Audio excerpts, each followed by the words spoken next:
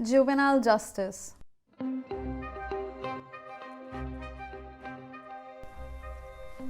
Justice, to be treated fairly and impartially, respecting the inherent dignity and worth of a person, and ensuring that basic rights and opportunities are distributed fairly. However, there is no fixed definition of justice. Time and again, multiple debates are opened and closed. However, every time, justice is left as a complex and multifaceted concept. As per law, it differs, as per philosophy, it differs again, and as per a dictionary definition, it is based on what is morally right and fair. Juvenile law. Now, the law varies from one country to the other. However, seeing how this show is based in Korea, it is as follows.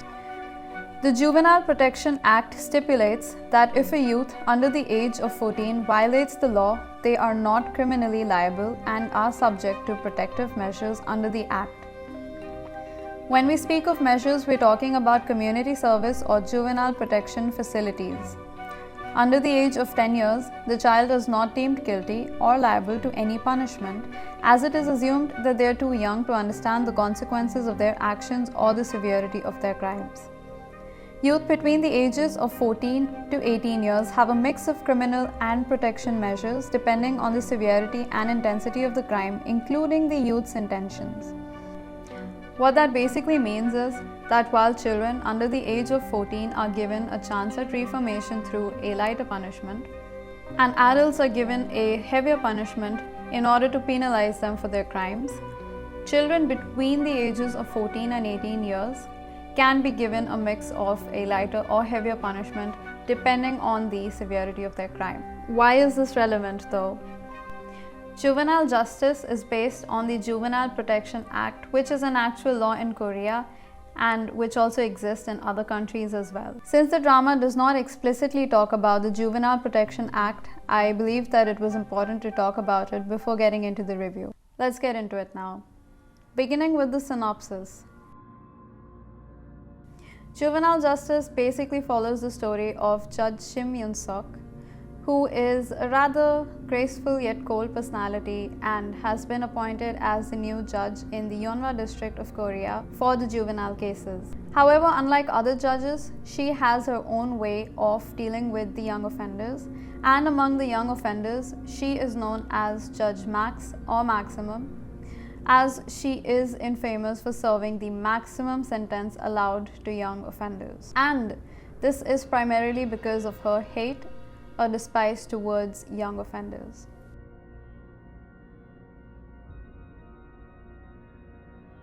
Juvenile justice really does feel like a proper drama without any comedic reliefs, which is the case with a lot of K-dramas that we come across. So do expect some really hard-hitting scenes as themes like sexual abuse, domestic violence, murder, and even bullying gets covered. I will advise to proceed with care, and I would not recommend this show for anybody who might not be very comfortable with such heavy themes. I also personally found it difficult to navigate through episode 3, which is a case that focuses around domestic violence.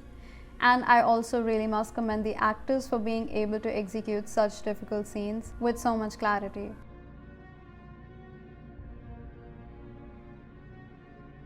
Social issues are definitely going to be highlighted through various cases that we come across in this drama. As I was looking into more information for this K-drama, the one thing that I could understand for sure was that it did resonate with the Korean public. Since the drama tries to bring to light the various social and moral issues that surround various juvenile cases, it also does a great job of being able to showcase the various perspectives and the issues that come up in these cases. It raises social awareness among viewers, and it also is able to bring out the complexities and the sensitivities of the case, as we are introduced to various perspectives of not only the perpetrators but also the victims and the judges as well. This show also resonated with me. A lot of the crimes that we come across feel oddly familiar, and I think it's unfortunately because these crimes are not only restricted to Korea, but these are crimes that we come across even in our places. Let's talk about some of our characters and the acting. What I really respect about the show is how well it is written. All the characters, whether they are for a small screen time or if they're side supporting characters, all of them have been written with a lot of thought and care. If I am able to feel and empathize not only with the victims but also the perpetrators, then that's how I know that the show has put a lot of thoughts into its script. However, any show can fall short if we see that the actors cannot keep up with the story itself. And I must say that the acting in Juvenile Justice is nothing less than good. And that naturally adds to a viewing experience. Also, we have to talk about the soundtracks because that is the very first thing that I noticed as I watched the K-drama. A good musical score is one that is able to not only help us understand the mood of the show but also help us better connect with the characters around us. I did end up sitting with the soundtracks in my free time and also while writing the script. Let's talk a little about the pace. As somebody who is rather used to tight scripts, whether it's in movies, anime or other shows, K-drama really does seem to bother me a little, but that's just my personal opinion. Juvenile Justice is no different from the other K-dramas. Some of the scenes are definitely panned out. However, I must admit that I was still pretty engrossed in the K-drama, and I think I would attribute it to the fact that while the show focuses on the cases and its investigations, being able to pause and observe the thoughts and feelings of her characters from time to time as they traverse through various cases can also be considered refreshing. I do believe that it does give us room for some breathing space, as the show in general is pretty intense and complex. But let's talk about some of my personal highlights. My very first highlight definitely has to be the main lead, Kim Hae-soo, or the one who plays as Judge Shim. I particularly like how she has been represented in the show because not only is she shown as a cold and rather distant figure, but even when we see her visually, she comes across as an intimidating yet graceful person. In fact, in one of the interviews, Kim Hae-soo did reveal that because she understood the various social and moral issues that were being narrated through the K-drama, she wanted to do her best to be able to represent Judge Shim for who she was and for all the issues that were being raised and displayed. By the way, she is a very famous actress in Korea and she has been served many awards for her acting skills. My second highlight definitely has to be the acting of the the rookie actors as well. Do look forward to the acting. Especially the child that you do come across in episode 1 is actually played by a 28-year-old actress called Lee Yeon, which further adds to my point. And finally, my third and most important highlight is being able to display multiple perspectives.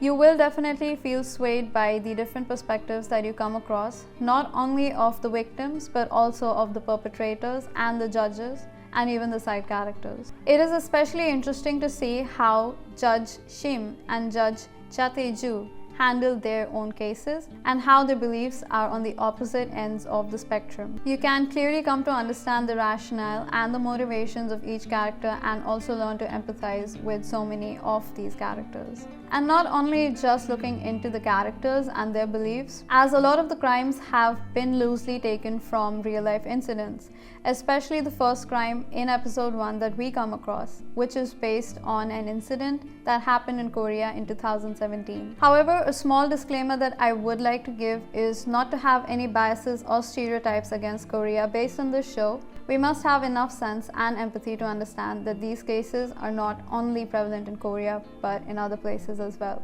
Finally, in the Rue Meter, it is an 8. The K-drama has 10 episodes, so it obviously means that the pacing is not too bad.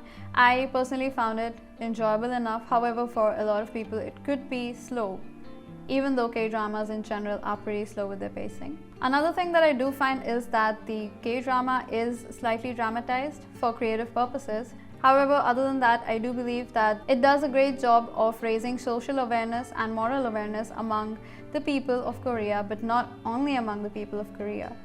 The issues that we come across in this drama are definitely issues that are also being looked into by other countries as well, as similar cases are also rising in other countries. Not only did the K-drama perform really well in Korea, but it was also ranked number 10 in the Netflix global rankings at the time of its release, which further adds to my point that a lot of these themes are in fact highly relatable across different countries. And to summarize,